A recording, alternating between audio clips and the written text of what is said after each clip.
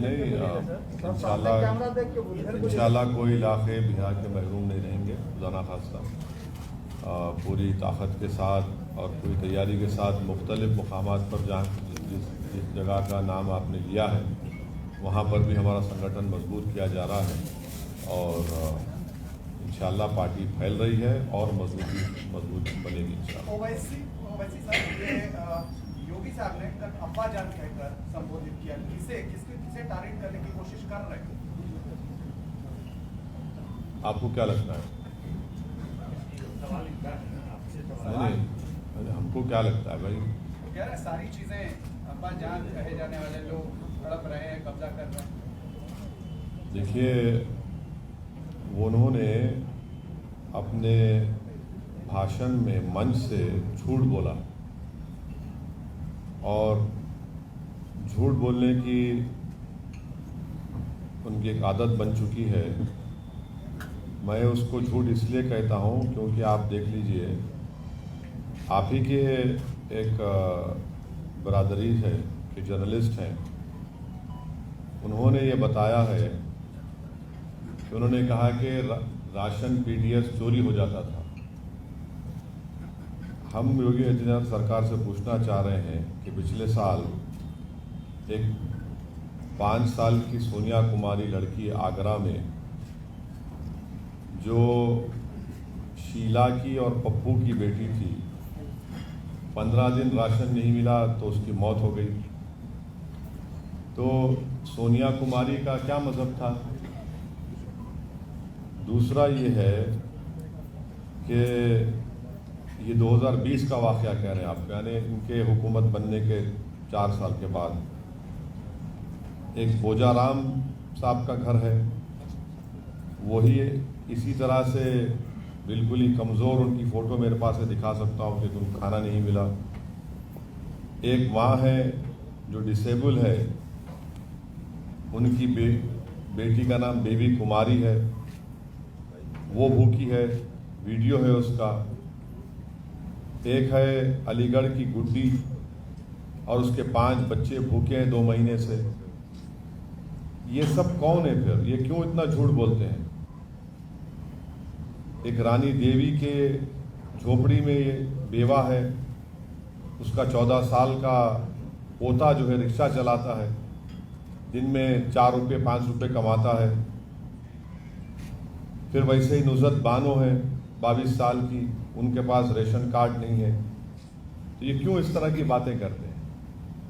और फिर ये बोलना कि वो लफ्ज़ इस्तेमाल की अब्बा जान।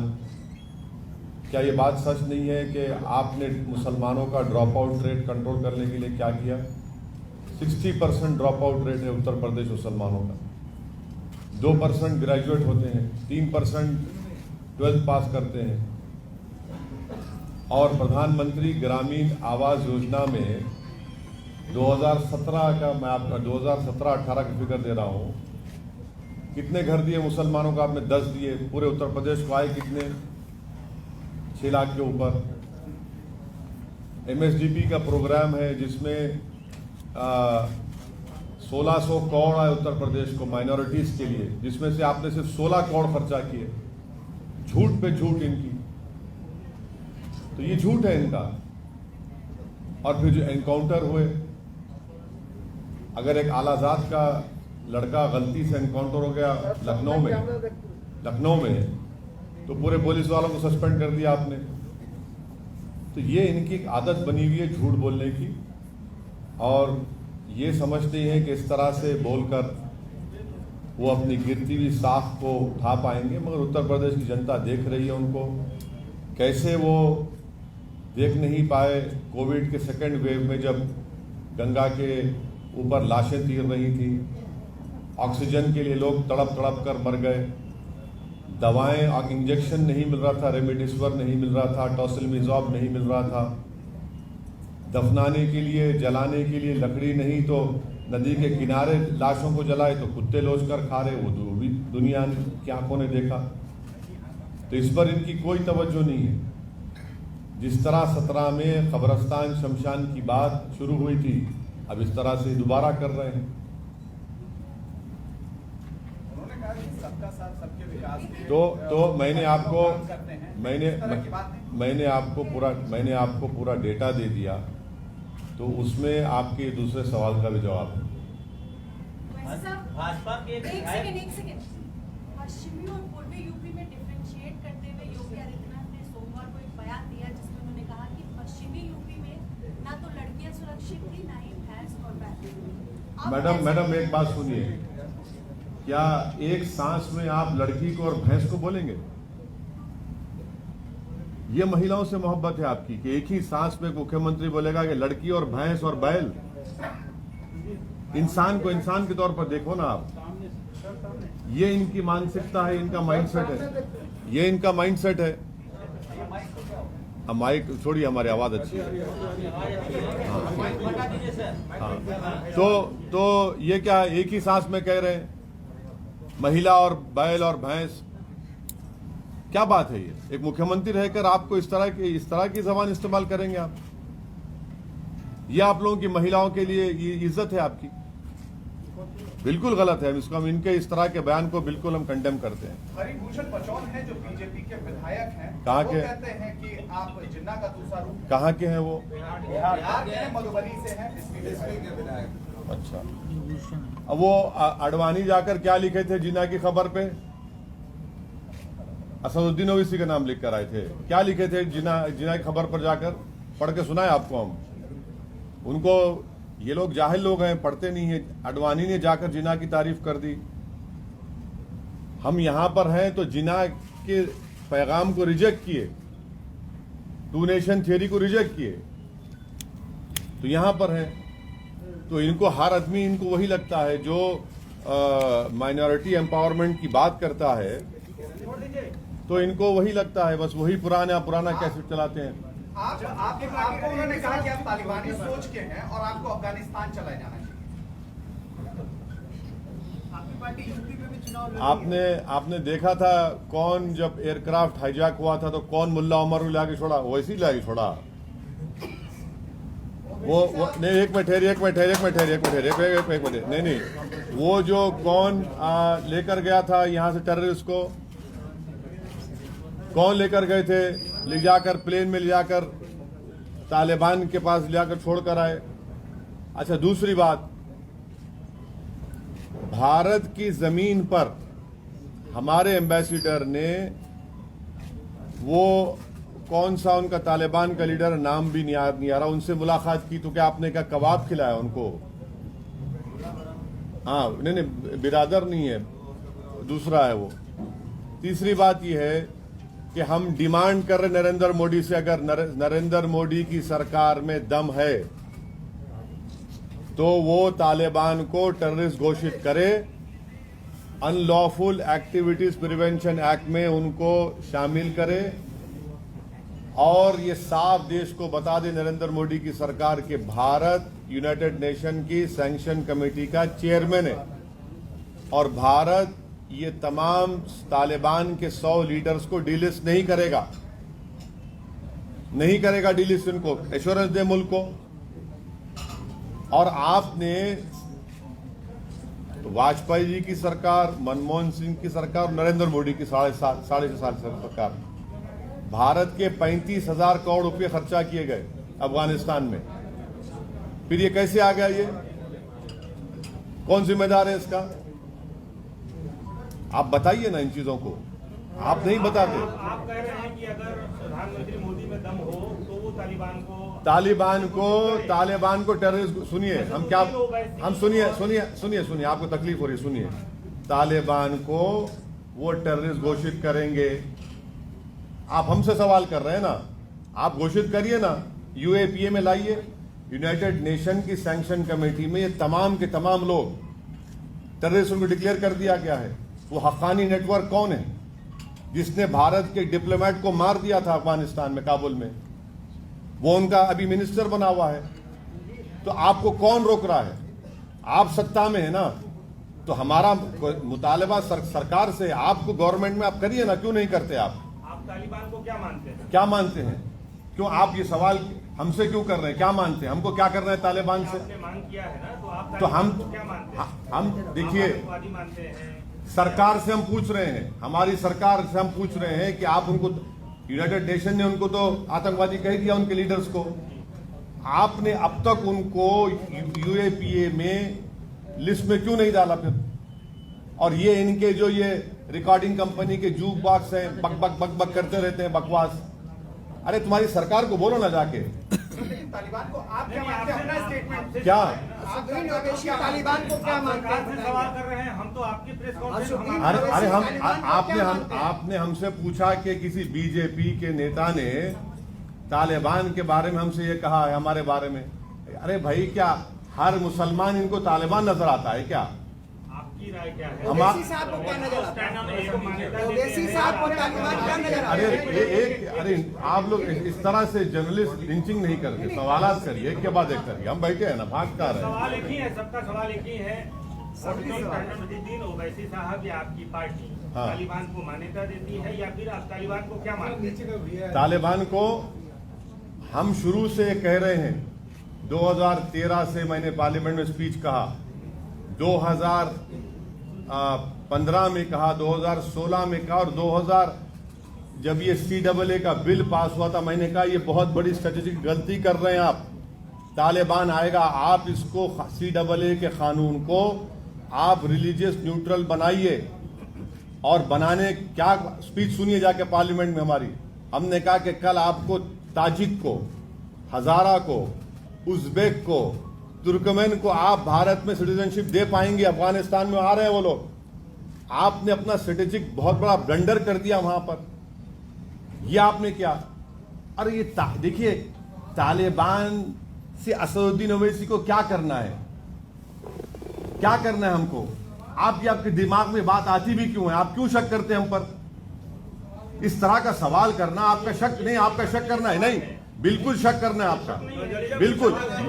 मैं एक सुनिए, कोई नजरिया, हमारा नजरिया संविधान, हमारा नजरिया पूछा जा रहा है। अरे नजरिया संविधान का है हमारा, भारत का संविधान के ऊपर वोट लिए हैं। बोल रहे हैं आपको संविधान से मतलब है नहीं है।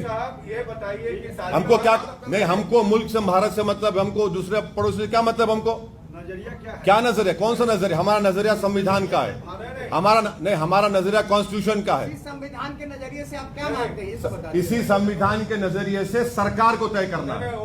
इसी सुनिए, आपने अच्छा इसी संविधान के नजरिए से भारत सरकार को एक तय करना है कि वो टेररिस्ट ऑर्गेनाइजेशन में शामिल करेंगे नहीं करेंगे। और ये संविधान के नजरिए से हमको पूरा हासिल है कि हम अपने मजहब पर चले, हम भारत के शहरी हैं। ये हर चीज दुनिया में संविधान वो हो रहा है, हमको क्यों पूछ रहे हैं आप? ये बताइए कि तालिबान के टेक ओवर से अफगानिस्तान में पाकिस्तान कमजोर होगा या मजबूत होगा, और भारत पर उसका क्या? मैंने ऑन रिकॉर्ड ये बात कहा कि ये जो तब्दीली आई है, ये पाकिस्तान, चीन, ये इनको मजबूत करेगा, और मुस्तकबिल में हो सकता है फ्यूचर में ये भारत के लिए एक फिक्र की बात हो सकती है। ये मेरा ऑन रिकॉर्ड मैं कह चुका हूं, ऑन रिकॉर्ड इस बात को कह चुका हूं। और उसके बावजूद भी हमारा एम्बेसडर उनसे मिलता है, हम मिलते हैं उनसे। और जो लोग भारत की एम्बेसी में काम कर रहे थे अफगानी, उनको क्या लाए हमने? छोड़ दिया हमने उनको वहां पर, छोड़ दिया हमने उनको वहां पर। 4 हमारे कॉन्सुलेट थे, एक एम्बेसी हमारी थी वहां पर। हर साल 900 अफगानी को, 800 अफगानी को हम लाकर यहां पढ़ाते थे भारत में। 16,000 अफगानियों को हमने तालीम दिलाई, पढ़ाया, लिखाया, काबिल बनाया। अब क्या पोजीशन है हमारा बताइए वहां पर? हमने छाबार पोर्ट को डेवलप किया ईरान से ट्रेड करने के लिए। यही तो हम जानना चाह रहे हैं ना। और ये बातें पूरी हमने ऑल पार्टी मीटिंग में भी कही थी। पूछ लीजिए अब भारत सरकार से, ये सवालात हमने उठाए वहां पर। बोलिए क्या करेंगे आप? क्या आप इनको टेररिस्ट लिस्ट में डालेंगे? क्या आप इनको UN सैंक्शन कमेटी में आप डिलिस्ट करेंगे या टेररिस्ट रखेंगे? और रखते हैं तो फिर क्या आप UAPA में उनको शामिल करेंगे? और अगर नहीं करते तो अपने बीजेपी के लोग जो बकवास कर उनको रुकाइए। यहां पर यह सवाल उठता है ना, तो सरकार से हर आदमी जाके बोल रहा है, जो इनके खिलाफ है उसको खड़े होकर शुरू हो जाते हैं। सर, आपकी पार्टी के नेता बिहार में फिलिस्तीन और इजराइल पे बयान दे सकते हैं, और आप राष्ट्रीय नेता हैं, आप कह रहे हैं कि हमको सुनिए, अफगानिस्तान के मसले से कोई मुकाबला नहीं। आपने कभी पढ़ा महात्मा गांधी ने क्या कहा फलस्तीन के बारे में? आपने पढ़ा कभी? नहीं, सुनिए। अच्छा, अरे जवाब, अरे भाई आपको इतना दर्द क्यों रहा है पेट में? सुन तो लीजिए ना, सवाल आपका बहस करना चाहे तो आ जाइए, डिबेट कर लेते हैं। आप जर्नलिस्ट से सवाल किए ना, जवाब सुनिए नेताओं को पेट में दर्द ना। हमको नहीं होता है, हमको नहीं होता है, हमको नहीं होता, हम बहुत मोटी चमड़ी के हैं, आपको होता है। सुनिए, सवाल करिए, जवाब भी सुनिए। नेताओं का काम जवाब देना है और आपका काम सुनना है, पत्रकारों का बहस से करना नहीं है। यूनाइटेड नेशन के रेजोल्यूशन है फलस्तीन के ऊपर कि इजराइल काबिज है, वहां पर है ही नहीं है। यूनाइटेड नेशन का भारत हमेशा से फलस्तीन को तायद किया नहीं किया, इसमें उसमें फर्क है ही नहीं है। हमने तायद की फलस्तीन की, हमेशा हमारा मौक़िफ़ रहा कि फलस्तीन का एक आज़ाद मुल्क बनना चाहिए। मस्जिद अक्सा बैतुल मुक़द्दस वहां पर है, इसका एक हिस्टोरिकल है, आप देखते नहीं आप लोग। अच्छा, उत्तर प्रदेश में क्या इसी समय यूपी में प्रधानमंत्री नरेंद्र मोदी और योगी महेंद्र प्रताप यूनिवर्सिटी और अलीगढ़ में डिफेंस कॉरिडोर की शुरुआत कर रहे हैं। महेंद्र प्रताप के बारे में ये कहा गया कि एएमयू में उन्होंने बहुत जमीन दान दी थी, लेकिन कभी उनका कोई जिक्र नहीं किया गया। ठीक, एएमयू के यदि आसपास ये बन रहा है तो इसको आप कैसे देखते हैं? नहीं, गलत बात है। महेंद्र प्रताप साहब का तस्वीर भी है, उनकी इज्जत की निगाहों से वहां पे देखा जाता है और उनकी बड़ी कदर की जाती है। वो तो उस जमाने में मुस्लिम उलेमाओं के साथ जाकर एक हुकूमत भी बनाए थे, तो ये बात गलत है, उनकी बड़ी इज्जत की जाती है, कोई बात नहीं। आप लोग चुनाव लड़ रहे हैं यूपी में, तय हो गया किसके साथ स्ट्रेटेजी है यूपी का? चुनाव तो लड़ेंगे ना, बिल्कुल लड़ेंगे। कितनी सीटों पे? 100 वाली बात है? हम तो 100, हमारे शौकत साहब सदर ने कहा कि 100 सीटों पर हम लोग तैयारी करें लड़ने की। मुख्तार साहब को टिकट देंगे? क्या टिकट मिलेगा? नहीं मालूम, अभी तो मुझे नहीं मालूम, उस बारे में तो नहीं मालूम। आपकी पार्टी के किसी नेता ने कहा, आपकी पार्टी के किसी नेता ने कहा कि उनको हाँ, हमने ये कहा कि अगर उनको टिकट हम देने तैयार हैं, अब उनसे बातचीत नहीं हुई हमारी।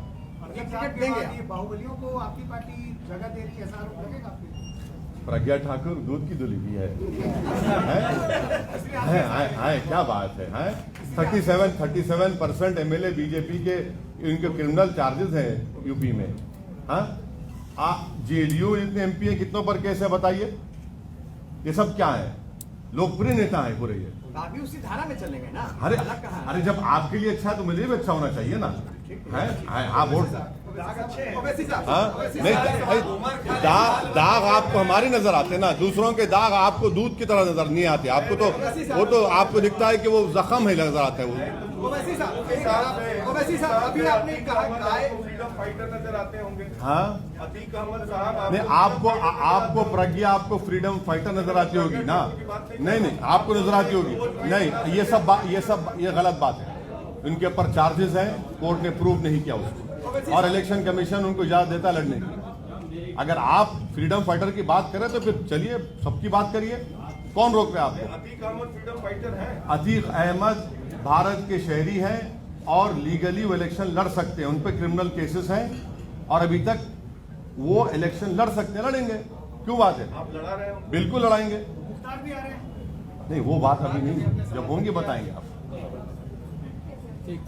अभी आपने कहा महिलाओं के सम्मान की बात करी, आपने कहा कि भैंस और महिला को एक साथ नहीं देखा जा सकता, सुरक्षा बोला गया ना, मुख्यमंत्री ने बोला उसको। इसी से एक सवाल है सर रिलेटेड कि दिल्ली में एक मामला आया है, रियाजुद्दीन, जिसने 9 साल पहले तलाक दे दिया और फिर अब वो 9 साल बाद अपनी वाइफ के पास आता है और कहता है हलाला के जरिए तुम मुझसे फिर दोबारा निकाह करो। अब इस पर आप क्या कहते हैं? ये कैसा सम्मान है महिलाओं का? केस बुक करिए उसके ऊपर। क्या आपको मालूम भारत में कितने चाइल्ड मैरिज होते हैं? उसमें मुसलमान कितने हैं? बोले आपको, हम कितने चाइल्ड मैरिज होते हैं बताएं आपको? आपको मालूम 33 लाख महिलाएं शादी होकर अपने शौहर के साथ नहीं, उसमें कितने महिला मुसलमान हैं बताइए? एक इशू उठाकर आप लोग कब तक ऐसा करेंगे? छोड़िए ना, अरे छोड़िए ना, छोड़िए। अरे उसको केस बुक करिए। क्या पार्टी का हो गया? हमारे कहाँ पार्टी का हो गया? कौन बोले पार्टी का है? अरे क्या इंडिविजुअल केस का आपका वो सुन भड़क नहीं रहे हैं, आपको सच्चाई बयान कर रहे हैं। आपको बोल रहे हैं कि बताइए चाइल्ड मैरिज कितने होती हैं, कितने मुसलमान होती बताइए? कितने 33 लाख अगर शादीशुदा औरतें जो अपने शौहरों के साथ नहीं है, कितने मुसलमान है उसे बताइए? हलाला जायज? हलाला जायज है? हलाला गैर कानूनी है। हलाला गैर कानूनी है। कहाँ होता है हलाला बताइए आप? हलाला कहाँ होता है बताइए आप? आपके जो बताइए कहाँ साहब है वो तो अरे होता कहाँ है बताइए सब बेकार। ये बता ओवैसी साहब हाल ही में आपने एक ट्वीट किया था, कहा था कि मौका मिला तो अलायंस करेंगे इससे सपा से। वो बात करेंगे तो हम सबसे बात करने तैयार है, सपा हो बीएसपी हो, बात करेंगे, बात करें तो बात पर करें। आरोप ये लगता है कि आप बीजेपी के गोलकीपर हैं और सेकुलरिज्म के मतलब कम से कम आप तो नहीं करना चाहिए ना सवाल, बिहार में 2 कम से कम तो आप तो नहीं करना चाहिए ना सवाल, ओवैसी साहब कम से कम आप तो नहीं करना चाहिए। यहाँ क्या हुआ, हमारी वजह से बनी, आप लोग तो चश्मदीद गवाह है ना बिहार में, हमारी वजह से बनी सरकार। आरोप लगता है कि अरे आप बीजेपी के देखिए आरोप छोड़ दीजिए, मगर आप तो यहाँ के एक जिम्मेदार जर्नलिस्ट हैं, आपने तो देखा ना सब चीज यहाँ पर, कहाँ कैसे जीती बीजेपी, यहाँ पर किसको 60 सीट मिले, कौन हार गया, ये सब चीजें, ये तो इल्जाम लगते रहता है भाई, उसको कोई फिक्र की बात। ओवैसी जी हाल ही में आपके बारे में कहा था कि चोर दरबारी से बिहार में एनआरसी लागू करना चाहती है सरकार, ये ऐसा क्यों किया गया? देखिए ये जो हाई कोर्ट का जो अभी जजमेंट ऑर्डर आया है, उस हाई कोर्ट के ऑर्डर में पहले तो नीतीश कुमार सरकार को उस हाई कोर्ट को जाकर बताना चाहिए था कि जिस तरह से पेश किया जा रहा है मसला, वो मसला नहीं है। कितने 38 फॉरेनर्स हैं यहाँ पर बिहार में, पूरे के पूरे नेपाल के हैं। ये 2 महिलाओं का केस था जिनको दोनों को डिपोर्ट कर दिया गया, और फिर हाई कोर्ट के हम इस बात से हमको बड़ी तकलीफ हुई है कि वो सीमांचल को क्यों टारगेट कर रहे हैं, सीमांचल का नाम आ रहा है भाई, आप डिटेंशन सेंटर बना रहे हैं। हम तो उम्मीद कर रहे थे कि यहाँ की गवर्नमेंट हाई कोर्ट को जाकर क्लैरिटी के साथ बताती कि इस तरह का कोई मसला नहीं है। अच्छा, हाई कोर्ट ने कहा कि सीमांचल का बॉर्डर पोरस है, तो फिर सीवान कहां पर आ गया, बांग्लादेश का बॉर्डर सीवान को कहां लगता है बताइए, कहां लगता है वो? और ये जो बोलना कि हर किसी को ऑब्जेक्शन है तो बता दीजिए, हम ये इसलिए कह रहे हैं कि आसाम में जब आखिरी दिन था ऑब्जेक्शन दाखिल करने का, 3 लाख मुसलमानों के ऑब्जेक्शन दाखिल किए गए, जिसमें से छोटे बच्चे भी थे 10 साल 8 साल के। तो इसीलिए हम कह रहे हैं कि ये सरकार को संजीदगी के साथ इसको लेना चाहिए और हाईकोर्ट को जाकर बताना चाहिए कि ये इस तरह का मसला नहीं है। हाँ, ये जरूर है कि संघ परिवार बार बार सीमांचल के बारे में इस तरह की बात करते रहता है, जो बिल्कुल झूठ है। बिहार में 2 सीटों पर उपचुनाव होने वाले, तारापुर और कुशेश्वर, वहाँ के चुनाव लड़ेंगे अख्तर भाई,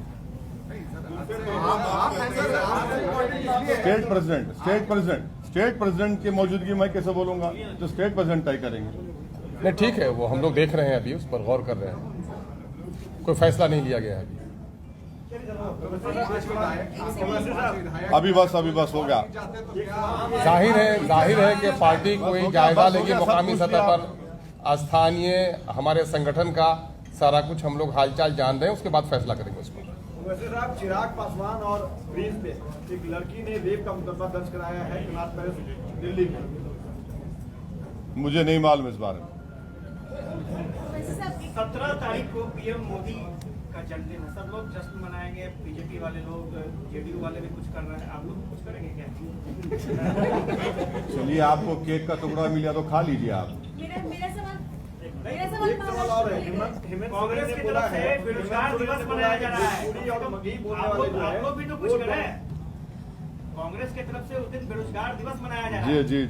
तो आप लोग भी तो कुछ कर लीजिए। हाँ जी हाँ। हम लोग सीमांचल में जो कटाव हो रहा है, 2000 से ज्यादा लोग विस्थापित हैं, नदियां काट रही हैं, वो हमारी पार्टी का इशू है। हेमंत सोरेन ने कहा है कि भोजपुरी और मगही बोलने वाले जो है वो डोमिनेटिंग होते हैं। बोलिए क्या आप। कहेंगे भाषा को लेकर के बोला आज बिहार को कटाक्ष किया है। किसने? फिर से बोलिए, सुनिए। मगही और भोजपुरी पे बोलने वाले हैं वो दबंगई करते हैं। कौन बोले ये बात? हेमंत सोरेन। अब सवाल ये पैदा होता है कि उनको बिहार, खास करके मगही वगैरह तो बिहार के क्षेत्र में बोली जाती है। मैं नहीं समझता हूँ कि एक जिम्मेदार नेता को किसी भाषा को लेकर, किसी क्षेत्र को लेकर या किसी समुदाय को लेकर इस तरह की भाषा का इस्तेमाल नहीं करना चाहिए। ओके। अरे किसी दूसरे पॉलिटिशियन के लिए रख लिए सवाल।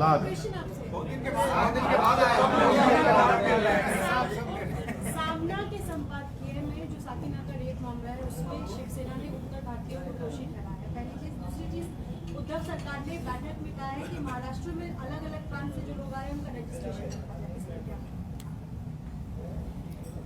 नहीं, ये क्राइम जब होता है तो उसको रीजन से आइडेंटिफाई क्यों करते आप? क्रिमिनल तो क्रिमिनल होता है, वो तो उसका माइंडसेट होता है, उसको रीजन से कैसे आइडेंटिफाई करेंगे आप? तो गलत बात है ये। और आपका काम ये है कि आप सेफ्टी पहुंचाना महिलाओं की, और आप उसमें नाकाम होते तो किसी रीजन पर ब्लेम कर रहे थे आप। और रजिस्ट्रेशन कौन से कानून रजिस्ट्रेशन करेंगे आप? कौन सा कानून है? कल आप बोलेंगे मुझे आने के लिए वीजा लेना पड़ेगा दूसरे स्टेट जाने के लिए। शिवसेना यूपी में चुनाव भी लड़ रही है, दूसरी तरफ उत्तर भारतीयों को वो देखिए, चुनाव कोई भी लड़ सकता है, मगर ये भारतीयों को दोषी ठहराते हुए बिल्कुल नहीं, ये देखिए, नुकसान फायदा तो जनता तय करेगी, मगर इनका ये अगर ये कमेंट है सामना में, ये बिल्कुल गलत है। सरकार आपकी, आपका काम है उसको प्रोटेक्शन करना, माहौल पैदा करना, और उसको आप बोलेंगे वहां के लोग, अरे भाई India is a melting pot, आप सब जाएंगे ना, तो क्या बुरी बात है? आपको गुस्सा कब से आने लगा? हाँ, गुस्सा कब से आने लगा? गुस्सा कब से आने लगा है? नहीं, गुस्सा कहाँ है, ये तो नॉर्मल बिहेवियर है। ना सवाल दे दे, आप सवाल करेंगे तो जवाब तो देना पड़ेगा ना, आप दे रहे हैं और क्या है? ये यूपी में जो कि दूसरे राज्यों में भी आप पे आरोप लगता रहा है कि जब आप चुनाव लड़ते हैं तो किसी को फायदा होता है, किसी को नुकसान होता है। यूपी में किसको फायदा हुआ, किसको सर नुकसान हुआ? एक बात सुनिए, बिहार में आप हमारा इलेक्शन कैंपेन कवर किया, आप तमाम का बेहद शुक्रिया। आप सब ने हमका, आप तो साथ भी थे सर, आप तो हमारे 1 दिन 2 दिन साथ भी थे। आप बताइए कहाँ हमारी वजह से बीजेपी को फायदा हुआ यहाँ पर? आरजेडी वाले तो कहते हैं कि आपकी वजह से नुकसान अरे भाई, उनको कांग्रेस को नहीं बोल सकते, यूपी का बताना। हराएंगे ना, हराए ना, नहीं हराए ना हम लोग। देखिए 19 सीट हम लड़े, कितने लड़े हम लोग? 19 लड़े, 5 जीते। आपको मालूम 9 पे गठबंधन जीता, और वो 9 सीट जहां पे गठबंधन जीता, हमारा जो मेजॉरिटी थी वो उनके विनिंग कैंडिडेट से कम थी। 6 एनडीए जीती, और वो भी हम जो 6 वोट लिए, जो 6 कैंडिडेट हमारे वोट लिए, उनका मेजॉरिटी फर्क नहीं पड़ता। तो झूठ है ये भाई, आप हार रहे हैं, आप कर रहे हैं। अच्छा एक बात बताइए हमको, अगर राजद को यादवों ने वोट नहीं दिया और कुर्मियों ने नीतीश कुमार को वोट नहीं दिया और ब्राह्मणों ने बीजेपी को वोट नहीं दिया या कांग्रेस को वोट नहीं दिया, तो ये कभी कोई बोलते हैं लोग हिंदू ने हमको वोट नहीं दिया इसलिए हम हार गए? कभी सुना आपने? क्या मुसलमान क्या इनका गुलाम है, खैदी है? क्या हम तुमको वोट डालते रहेंगे? कभी नहीं बोलेंगे, कभी नहीं बोलेंगे ये बात। मगर जहां लफ्ज मुसलमान आएगा वो समझते हैं कि हमारा कैदी है। ये मामला इनको सोचना पड़ेगा कि अब माहौल बदल चुका है, अब वो मामला नहीं चलने वाला है, कहीं पर भी नहीं चलने वाला है। उत्तर प्रदेश का ले लीजिए, हम क्या लोकसभा का चुनाव लड़े, वहां पर 1 सीट नहीं लड़े, कैसा जीत गई बीजेपी? फिर कौन जिम्मेदार है उसका? अखिलेश यादव की वाइफ हार गई, दोनों भाई हार गए, हमारी वजह से हारे। इस बार क्या होगा? हाँ? इस बार क्या होगा? मैं तो ज्योतिषी नहीं हूं ना, मैं सेफोलॉजिस्ट हूं। मैं हाथ देखकर भी नहीं बोल सकता क्या होने वाला है। मुझे क्या मालूम क्या होगा, जो भी होगा अच्छा होगा इंशाल्लाह।